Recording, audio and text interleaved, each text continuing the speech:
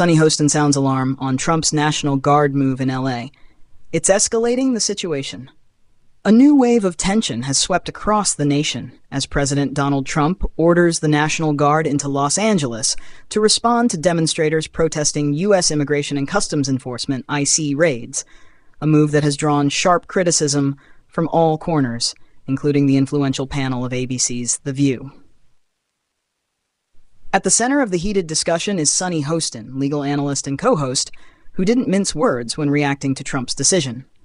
On the show, Hostin's voice carried a mixture of frustration and deep concern as she declared that sending in the National Guard wasn't helping, but rather escalating the situation, potentially transforming protests into something far more volatile and dangerous. Hostin herself, a former federal prosecutor, laid out her perspective on why such a show of military force against civilian protesters can heighten tensions instead of resolving them. She argued that deploying armed troops into city streets risks inflaming anger among demonstrators who already feel marginalized and under siege. Her words struck a chord with many viewers who fear that America is once again hurtling towards scenes of chaos, reminiscent of past civil unrest. As images of armored vehicles and troops in riot gear rolled across news broadcasts and social media feeds, the conversation on The View turned increasingly urgent. Whoopi Goldberg expressed worry that militarizing a situation involving immigration protests would not only intimidate peaceful demonstrators, but also send a chilling message about the government's willingness to crack down on dissent. She warned that history has shown such tactics often lead to unintended consequences, from clashes with civilians to widespread fear among immigrant communities.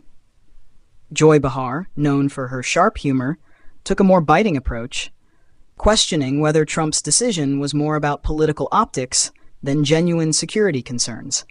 She wondered aloud if the president was using the National Guard as a tool to look tough in the eyes of his supporters, especially with election season looming. Her comments reflected a broader concern among critics that Trump's law and order stance sometimes appears more focused on headlines than practical solutions. Meanwhile, Alyssa Farah Griffin, offering insight from her background in Republican politics, acknowledged the administration's argument that cities have a responsibility to maintain order and protect property. However, she also conceded that sending in the military should be a last resort, not the first response to protests fueled by deep-seated grievances about immigration policies and human rights. Sarah Haynes added an emotional layer to the discussion, voicing empathy for the protesters who are driven to the streets by fear, anger, and a sense of injustice. She emphasized that the presence of military forces can easily escalate tensions, especially when communities feel targeted by government policies. Haynes urged leaders to listen and engage with demonstrators rather than confront them with force. The protests in Los Angeles erupted after ICE raids in several neighborhoods, sparking outrage among activists, immigrant families, and civil liberties organizations who argue that the raids tear apart communities and spread fear among vulnerable populations.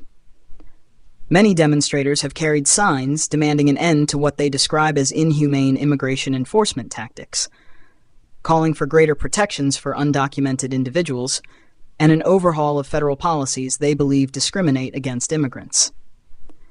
President Trump, however, has remained steadfast in defending the raids as essential for national security and law enforcement.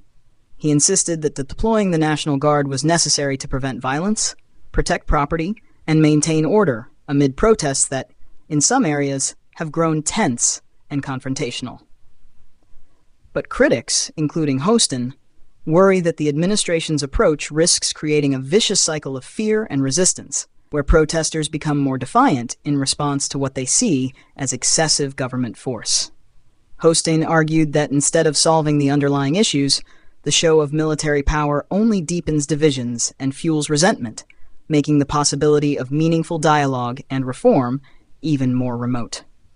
As the debate rages on both in Washington and in the streets of Los Angeles, millions are left wondering what the future holds. Will the president's strategy quell unrest or pour gasoline on the flames of dissent? For many, The images of troops facing off against protesters serve as a stark reminder of the delicate balance between security and civil liberties, a balance that seems increasingly difficult to maintain in America's current political climate.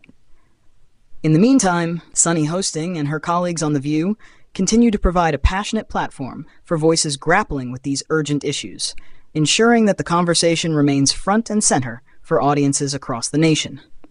With each episode, the show reflects not just pop culture, but the anxieties and hopes of a country searching for answers in turbulent times.